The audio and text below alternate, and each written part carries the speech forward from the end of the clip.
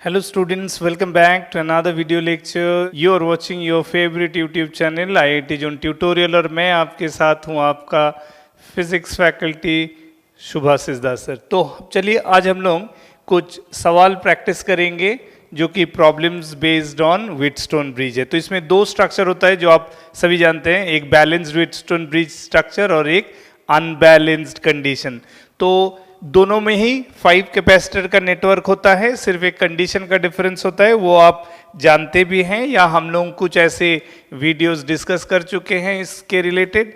तो देखिए, सबसे पहला मैं एक बेसिक क्वेश्चन लूँगा और फिर उस बेसिक क्वेश्चन को लेके आगे और डिफरेंट टाइप्स ऑफ स्ट्रक्चर पे बात करेंगे।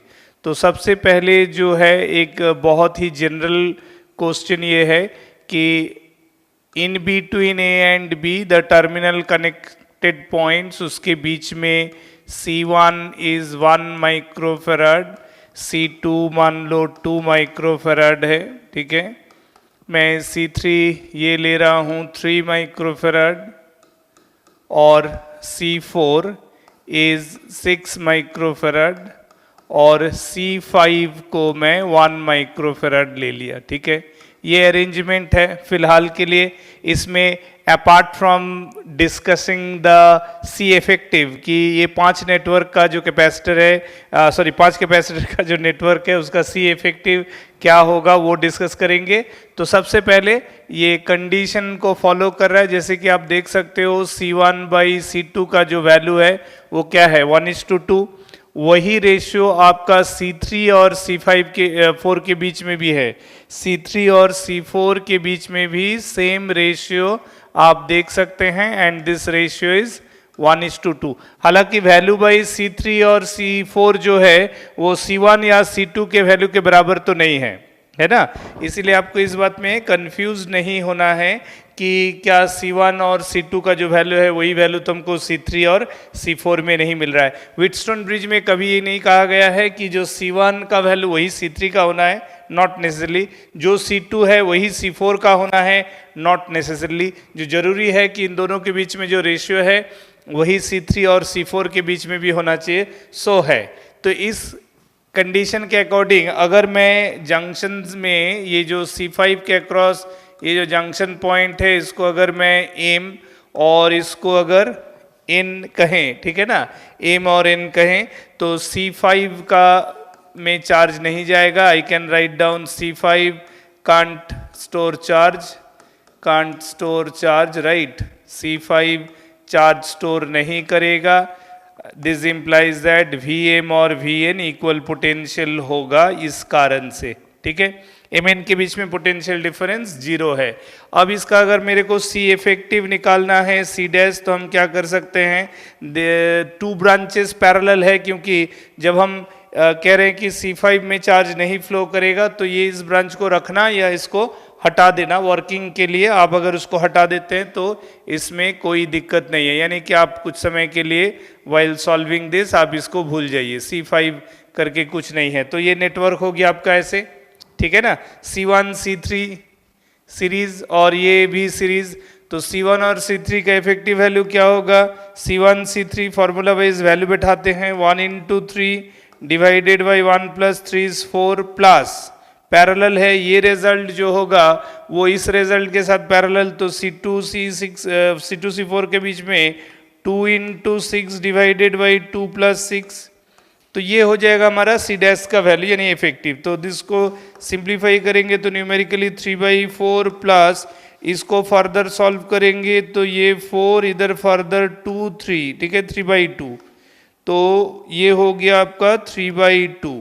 तो सिंप्लीफाई कर देते हैं, 4 LCM है ना, तो फिर ये आपका हो जाएगा 3 + 6 यानी कि 9/4 माइक्रोफेराड। तो देखिए आपका हो गया 9/4 माइक्रोफेराड हो गया C effective between A and B, as because this is the balanced Wheatstone bridge condition. Balanced रहने के कारण से C5 में चार्ज नहीं फ्लो किया और हमको ये वैल्यू मिल गया।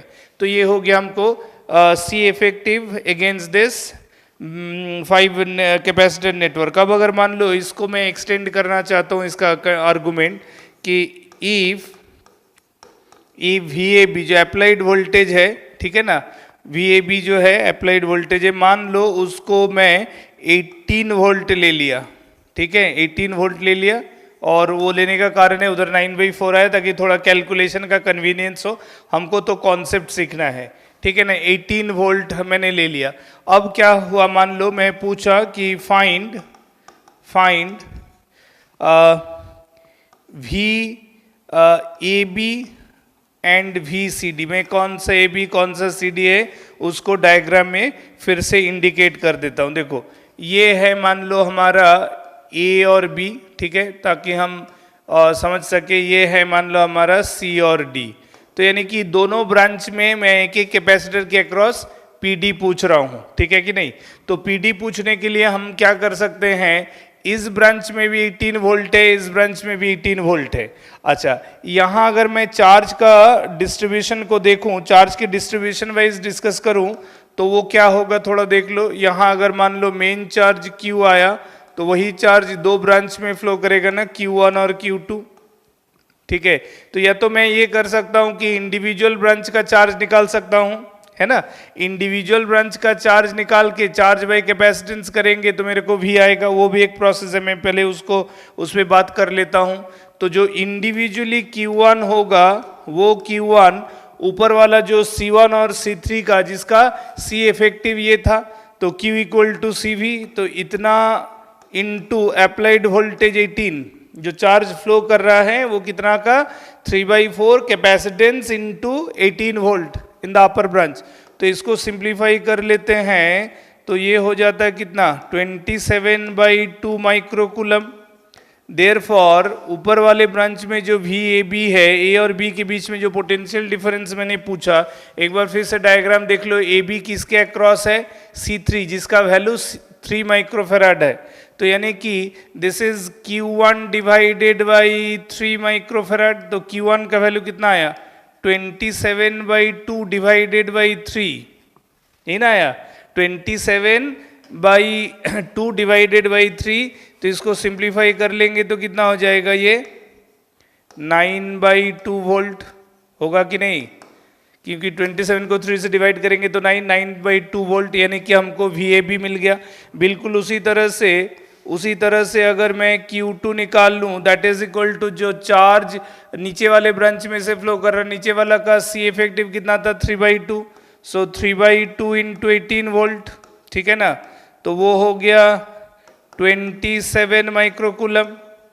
27 माइक्रोकूलम नीचे वाला ब्रांच में है, यानी कि मैं VCD लिख सकता हूँ, charge through the lower branch divided by capacitance C और D के बीच में जो कैपेसिटर है वो C2, जिसका वैल्यू कितना था, वो था 4, राइट। तो मैं वो लिख सकता हूँ कितना Q2 आया 27 divided by 4 this much volt. समझ में आया कि नहीं आया। तो इस तरह से मैं जनरल प्रोसेस से इसको डेफिनेटली सॉल्व कर सकता हूं। ये जो मैंने दो गिवन पॉइंट्स के बीच में जो मैंने पोटेंशियल डिफरेंस निकाला bye knowing the charge in the respective branch first, पहले मैंने दोनों ब्रांच में चार्ज निकाल लिया, फिर चार्ज बाय कैपेसिटेंस करके पोटेंशियल डिफरेंस निकाल। एक और प्रोसेस है, एक और फॉर्मूला है जो वोल्टेज डिवीजन है।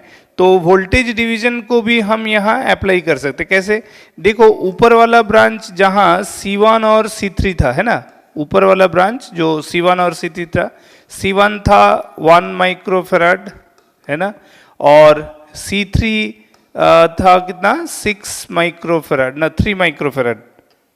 जस्ट एक मिनट चेक कर लेता हूं कितना था एग्जैक्टली। हाँ 3 था, 1 था और उसके साथ 3। तो ये C3 हमारा C3 जो है वो हमारा 3 माइक्रोफेराड है, ठीक है। अब मैं इसके अक्रॉस, इसको A इसको B लिया था, तो मेरे को ये C3 के अक्रॉस पोटेंशियल डिफरेंस चाहिए, जबकि ये पॉइंट कनेक्टेड टू A, ये पॉइंट कनेक्टेड टू B, और हम जानते हैं कि गिवन जो पोटेंशियल डिफरेंस है A टू B वो दिया है मैं 18 वोल्ट। तो अगर 18 वोल्ट टोटल सीरीज, ये दो सीरीज है ना, दो कैपेसिटर सीरीज में है फॉर 18 वोल्ट पोटेंशियल डिफरेंस। तो हम जानते हैं कि सीरीज में क्या होता है, Q1 जैसे मैंने लिया था, इसमें एज्यूम किया था Q1 तो Q1 इज सेम है ना, Q1 is same for both C1 and C3, for C1 and C3। तो देखो जब चार्ज सेम होता है ना Q इक्वल टू CV, तो ईच ब्रांच में मतलब ईच कैपेसिटर के अक्रॉस जो पोटेंशियल डिफरेंस है, since Q is equal to CV और Q जब कांस्टेंट होता है तो हम लिख सकते हैं C is inversely proportional to V। C is capacitance जो है वो इनवर्सली प्रोपोर्शनल टू V, यानी कि मेरे को जिस कैपेसिटर के अक्रॉस पोटेंशियल डिफरेंस निकालना होगा, जैसे मैं in between A and B that is across C3 निकाल रहा हूं, तो मैं क्या करूंगा, जो वोल्टेज डिवीजन मैकेनिज्म है उसको जानने के लिए I will use the capacitor as the voltage is inversely proportional to capacitor. तो जब मेरे को इसके अक्रॉस वोल्टेज चाहिए तब मैं ये वाला कैपेसिटर यानी कि C1 यूज करूंगा divided by C1 plus C3 into main applied voltage जो कि A और B के बीच में है। ठीक है, जिसके अक्रॉस पोटेंशियल डिफरेंस निकालना है उसको नहीं लेके न्यूमरेटर में, उसके अलावा जो दूसरा कैपेसिटर है उसका कैपेसिटेंस को न्यूमरेटर में लेंगे और डिवाइडेड बाई दोनों का सम कर देंगे। तो C1 was 1 and this is 1 plus 3 that into 18। तो देखो ये कितना हो जाएगा 1/4 इंटू 18, यानी कि ये हो गया 9/2 वोल्ट। देखो ये वही वैल्यू आया जो मैं प्रीवियस मेथड में किया था। जो प्रीवियस मेथड था उसमें देखो 9/2 वोल्ट आया था ना, हाँ वो जनरल मेथड था और ये वोल्टेज डिवीजन से मैंने बताया इसको। सिमिलरली अगर मेरे को VCD निकालना है, VCD का मतलब देखो फिर से डायग्राम पे चलो, तो डायग्राम में VCD का मतलब है C और D ये है जो 2 माइक्रोफेराड का कैपेसिटर है, 2 के साथ 6 यानी C4 का वैल्यू 6 सीरीज में है। यहाँ भी 18 वोल्ट ऑल टुगेदर है ना। तो VCD में फिर से हमको करना है कि V is inversely proportional to C, तो जिसके अक्रॉस V निकालना है उसको ना लेके क्या करेंगे, दूसरा कैपेसिटर को लेंगे। तो C4 divided by C2 plus C4 that into VAB। समझ में आया? C2 के अक्रॉस जानना है तो C2 को ना लेके C4 को न्यूमरेटर में लिया, तो यानी कि 6 divided by 2 plus 6 into VAB is 18। तो ये हो गया 6 डिवाइडेड बाई 8 इंटू 18। इसको सिंप्लीफाई करेंगे तो 3 4 और इधर 2 इंटू 9, तो देखो 27/2 वोल्ट यहाँ भी आ गया। तो यानी कि ये दो तरीका, मैं यही दोनों प्रोसेस के बारे में बता रहा था। किसी भी सीरीज ब्रांच में एग्जिस्टिंग कैपेसिटर्स में से अगर किसी एक के अक्रॉस पोटेंशियल डिफरेंस पूछा जाए तो either you can do it by knowing the value of the charge flowing through the branch, that charge series में सब में सेम जाएगा। अगर 1 2 3 4 जो भी नंबर ऑफ कैपेसिटर्स सीरीज में रहेगा सब में सेम चार्ज जाएगा। अब उनमें से किसी के अक्रॉस पीडी निकालना है तो उस ब्रांच का चार्ज बाई वो पर्टिकुलर कैपेसिटर जिसके अक्रॉस पीडी निकालना है उसका कैपेसिटेंस से डिवाइड कर दो, फ्लोइंग चार्ज बाई कैपेसिटेंस, तुमको पोटेंशियल डिफरेंस मिल जाएगा। अदरवाइज ये जो वोल्टेज डिवीजन वाला कॉन्सेप्ट है कि जिस कैपेसिटर के अक्रॉस पीडी निकालना है इन सीरीज, उसके अलावा और जो बाकी जो कैपेसिटर्स है उसको एक सिंगल कैपेसिटर बना लो। जैसे कि मैं एक और सवाल दिखा देता हूं, ये वोल्टेज डिवीजन वाला बात तुमको और बेटर समझ में आ जाएगा। जैसे मान लो एक सिंगल क्वेश्चन ले लेते हैं, मेरे को मान लो यहाँ 1 2 3 कैपेसिटर है, ठीक है, मैं 3 कैपेसिटर सीरीज में ले लिया। For example C1 is 1 microfarad, ठीक है ना, C2 है 2 माइक्रोफेराड और मान लो ये C3 है 3 माइक्रोफेराड, ठीक है, क्लियर है, ये सीरीज है। अब मान लो ये ऑल टुगेदर मेरे को A से B तक का पोटेंशियल डिफरेंस मान लो पता है। फॉर एग्जाम्पल इफ VAB है ना, ये VAB जो है ये मान लो V0 है, जस्ट समझने के लिए V0 दे दिया। तो V0 का कितना पार्ट किसके अक्रॉस होगा? So for example I want to know the potential difference only across C3। ये मान लो ये इंडिविजुअल सब ऐसे है, तो मान लो मैं इसके अक्रॉस जानना चाह रहा हूँ, दैट इज अक्रॉस C3 जो है वो इतना का इतना पोटेंशियल डिफरेंस को मैं मान लो V3 या V' मान लिया, ठीक है। मेरे को सिर्फ इसके अक्रॉस चाहिए तो इसके अक्रॉस मेरे को मान लो मैं पोटेंशियल डिफरेंस V डैश मान लिया, और फिलहाल के लिए ये मार्क नहीं करते हैं क्योंकि मेरे को इसके अक्रॉस मान लो पोटेंशियल डिफरेंस अभी नहीं पता है या नहीं चाहिए। तो व्हाट आई कैन डू, जिसके अक्रॉस पीडी निकालना है, चूंकि इस पूरे पाथ में 3 कैपेसिटर है, तो मैं उसके अलावा बाकी 2 कैपेसिटर को रिड्यूस करके एक सिंगल कैपेसिटर बना दूं। तो सिंगल कैपेसिटर बना दूंगा, तो जब मैं C1 और C2, बाकी 2 कैपेसिटर है इसके अलावा, तो C1 और C2 को अगर मैं रिड्यूस करूं तो इसका इफेक्टिव कितना हो जाएगा, इसका इफेक्टिव सीरीज है तो ये हो जाएगा 1/2 डिवाइडेड बाई 1+2, तो इसको मैं लिख सकता हूं 2/3। तो यानी कि C1 और C2 का इफेक्टिव हो गया 2/3। इसके अलावा C3 खुद 3 माइक्रोफेराड का है, तो यानी कि इक्विवेलेंट डायग्राम में ये कर सकता हूं कि C1 और C2 को हटा के उसकी जगह एक कैपेसिटर 2/3 माइक्रोफेराड का रख दिया, और उसके साथ मेरा जो रिक्वायर्ड कैपेसिटर है जिसके अक्रॉस पीडी चाहिए C3, उसका 3 माइक्रोफेराड को एज इट इज रखा। अब क्या किया, टोटल जो potential difference A to B है वो मेरे को पता है V0। अब देखो, चूंकि मेरे को इसके अक्रॉस V डैश पता करना है, तो हम क्या करेंगे, V dash is equal to series connection. Series connection में Q कांस्टेंट, तो कैपेसिटर और वोल्टेज में क्या रिलेशन होगा, इनवर्सली प्रोपोर्शनल। तो इस V डैश को लिखने के लिए न्यूमरेटर में लिखेंगे 2/3 divided by 2/3 plus 3 into the total voltage of the series path, ठीक है ना, main voltage of the series path. तो ये देखो कितना हो गया, ये हो गया 2/3 डिवाइडेड बाई, सिंप्लीफाई करेंगे तो 11/3 इंटू V0, यानी कि 3 कट जाएगा, ये कितना हो जाएगा 2/11 ऑफ V0। समझ में आया कि नहीं, 2/11 ऑफ V0 हो गया। अब हमारा पोटेंशियल डिफरेंस एग्जैक्टली अक्रॉस कितना, बोलो C3। इसी में मान लो अगर मैं मेरे को इसी में मान लो मेरे को अगर C2 के अक्रॉस, C2 जो था, ठीक है, ये 3 कैपेसिटर था ना, तो ये वाला मान लो C2 जो कि है 2 माइक्रोफेराड, मेरे को इसके अक्रॉस पोटेंशियल डिफरेंस अब चाहिए। अब मान लो ये मेरे को पोटेंशियल डिफरेंस के अक्रॉस से इसको V2 एज्यूम किया, तो इसके अलावा मेरे पास 2 और कैपेसिटर है, C1 of 1 and C3 of 3।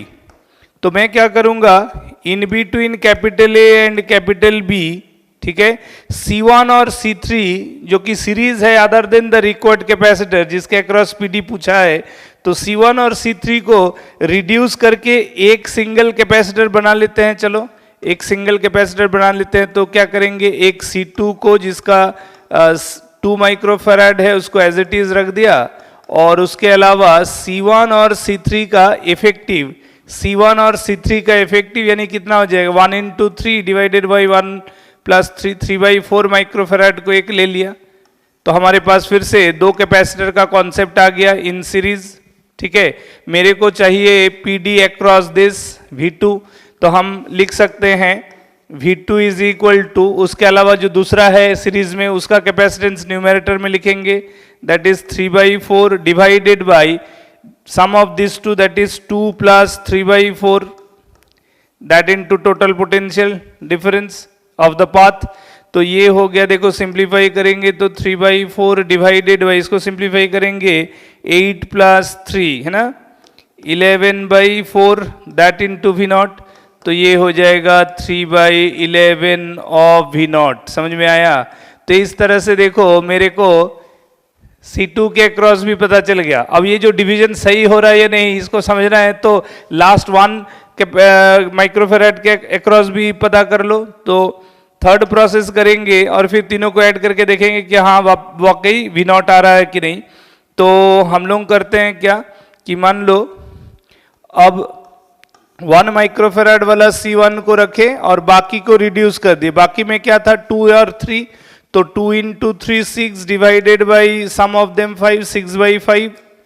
अब मेरे को मान लो इसके अक्रॉस चाहिए, लेट इट बी V1, तो अब मैं क्या लिख सकता हूं, V1 is equal to 6/5 divided by 1 plus 6/5 into V0। Simplify करके देख लो, ये 6/11 ऑफ V0 आ रहा है, ठीक है। अब मेरे को तीनों का आ गया।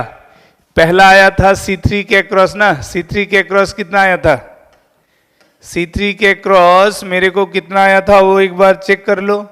C3 के अक्रॉस आया था 2/11, C2 के अक्रॉस आया 3/11 और लास्ट में 6/11। तो चलो तीनों को ऐड कर देते हैं, 2/11 प्लस 3/11 प्लस 6/11 ऑफ V0। तो तीनों को सिंप्लीफाई कर देते हैं, ऐड कर देते, सीरीज में पोटेंशियल डिफरेंस का सबका इंडिविजुअल का sum will be the total effective of the branch. तो इसका मतलब 11 एलसीएम कर दिए तो 2 plus 3 5 plus 6 that into V0। तो देखो तो आ गया सिंप्लीफाई करने से V0, यानी कि यस जो डिवीजन है वो एब्सोल्युटली सही है। समझ में आया? तो इस तरह से कभी भी तुमको 2 या 2 से ज्यादा रहेगा तो you can understand what you have to do. 2 capacitor रहेगा सीरीज में और पूरा सीरीज वंश का पीडी रहेगा पता, तो दोनों में से किसी भी एक के अक्रॉस पीडी निकालने का कॉन्सेप्ट क्या है समझ में आ गया। अगर 2 से ज्यादा भी रहेगा तो भी जिसके अक्रॉस पीडी पूछा जाएगा उस कैपेसिटर को रख के बाकी कैपेसिटर को रिड्यूस करके एक बना देना है by applying the series combination for them. जैसे मैंने 3 को लिया तो हर समय मैंने 2 को रिड्यूस किया। अगर मान लो सर्किट में 4 कैपेसिटर रहेगा, एक को रखोगे जिसके अक्रॉस पूछेगा और बाकी 3 को रिड्यूस करके एक बनाओगे। तो इस तरह से ये जो वोल्टेज डिवीजन वाला कॉन्सेप्ट है, इससे आप किसी भी एक कैपेसिटर के अक्रॉस पीडी निकाल सकते हो। तो देखो हम लोगों ने भले ही स्टार्ट किया था बैलेंस्ड व्हीटस्टोन ब्रिज का कंडीशन से, तो वो जनरल कंडीशन तो करा ही, प्लस अगर बैलेंस व्हीटस्टोन ब्रिज वाला स्ट्रक्चर में किसी भी एक कैपेसिटर के अक्रॉस अगर पीडी पूछता है तो कैसे सॉल्व करना है, मैंने उसको भी एक क्या बोलेंगे एक्सटेंडेड डिस्कशन करके मैंने उसको भी बता दिया। ठीक है।